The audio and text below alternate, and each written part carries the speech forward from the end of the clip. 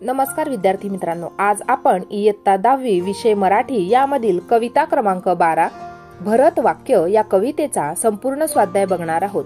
बघूया पहिला प्रश्न। प्रश्न क्रमांक 1, आकृती पूर्ण करा।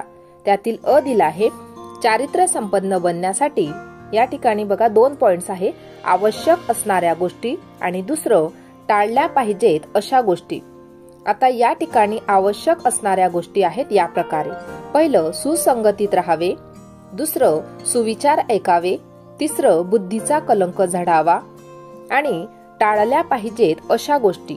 पहिलं विषय वासना नको, दुसरं दुराभिमान नसावा, तिसरं निश्चय ढळू नये। अशा प्रकारे आवश्यक असणाऱ्या गोष्टी आणि टाळल्या पाहिजेत अशा गोष्टी जर आपण केल्या तर चारित्र्य संपन्न बनण्यासाठी त्या अधिक आपल्याला योग्य ठरतील। पुढचा प्रश्न बघणार आहोत। त्यातील आ दिला आहे मन वाईट गोष्टींकडे वळू नये म्हणून करायच्या गोष्टी। या ठिकाणी सुद्धा आपल्याला 4 पॉइंट्स लिहायचे आहे।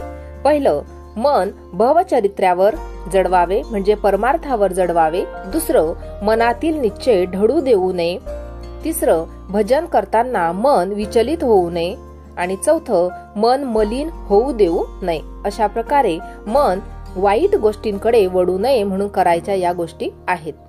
पुढचं बघणार आहोत। प्रश्न क्रमांक 2, योग्य पर्याय निवडून विधाने पुन्हा लिहा।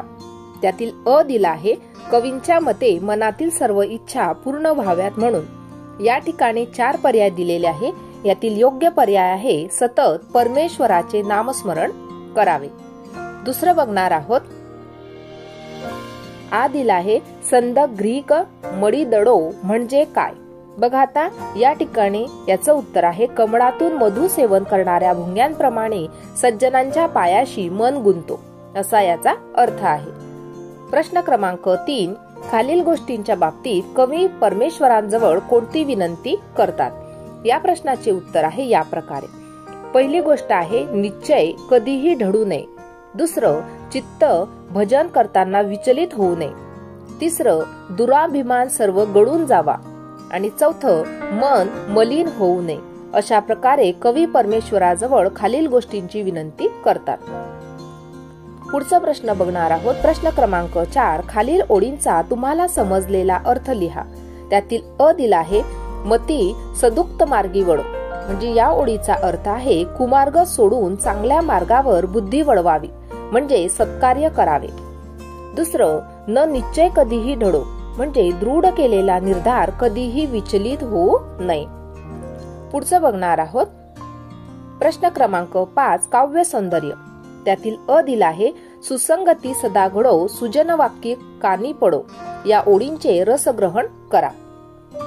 आशय सौंदर्य आहे केकावली या काव्य ग्रंथाची समाप्ती करताना उपसंहार म्हणून ही भरत वाक्य काव्यरचना कविश्रेष्ठ मोरोपंतांनी लिहिली आहे। तनामनातील दुर्गुण जाऊन सद्गुण कोणते व कसे अंगीकारावे याबद्दल देवाकडे आर्त प्रार्थना केली आहे। पुढे बघणार आहोत। याच ओळीचे काव्य सौंदर्य आहे या प्रकारे। सुसंगती म्हणजे चांगल्या सज्जन व्यक्तीची मैत्री होय।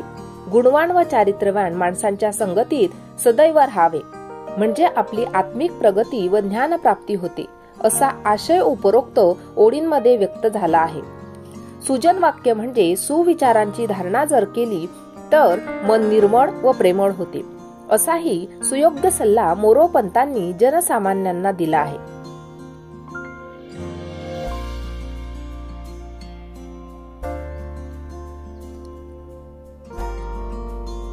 याच ओळीची भाषिक वैशिष्ट्ये पुढील प्रमाणे आहे। प्रस्तुत ओळींमध्ये सामान्य माणसांना परमार्थाची आवड लागावी म्हणून 2 वर्तन नियम सांगितले आहे। साधकाने चारित्र्य संपन्न होण्यासाठी उपदेश केला आहे। प्रत्येक चरणात 11+13 मात्रेची आवर्तने असणारी हे केकावली नावाचे मात्रावृत्त आहे। यातील भाषा साधी सोपी व आवाहक असल्यामुळे हृदयाला थेट भिडणारी आहे। घडो जडो या यमक प्रधान क्रियांमुळे कवितेला सुंदर लय व नाद आला आहे।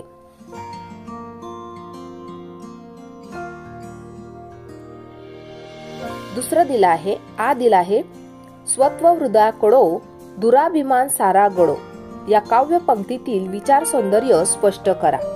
बघा, या प्रकारे माणसाने चारित्र्य संपन्न होण्यासाठी कवी मोरोपंत यांनी भरत या केकावलीमध्ये सर्वांना मोलाचा उपदेश केला आहे.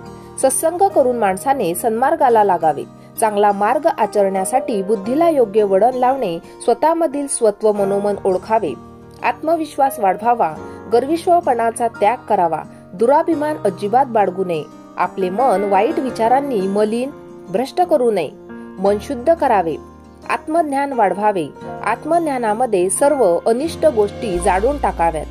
अशा प्रकारे विवेकी व प्रगल्भ विचार या चरणांमध्ये कवी मोरोपंत यांनी व्यक्त केला आहे.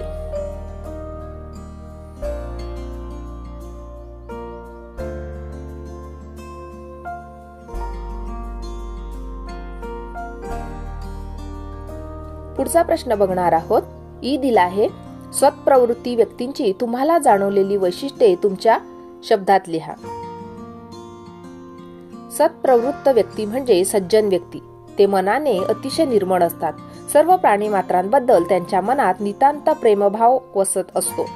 कुविचारांना त्यांच्या मनात जराही थारा नसतो. त्यांचे हृदय करुणेने ओतप्रोत भरलेले असते. काम, क्रोध, मद, मत्सर, आलस्य व मोह या षड विकारांवर त्यांनी मात केलेली असते.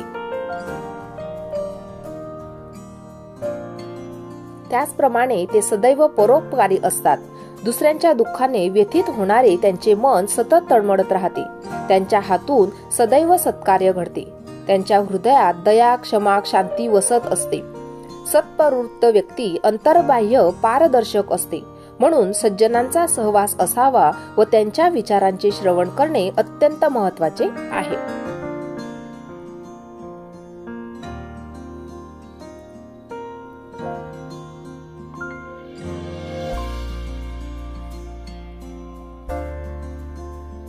पुढचा प्रश्न बघणार आहोत.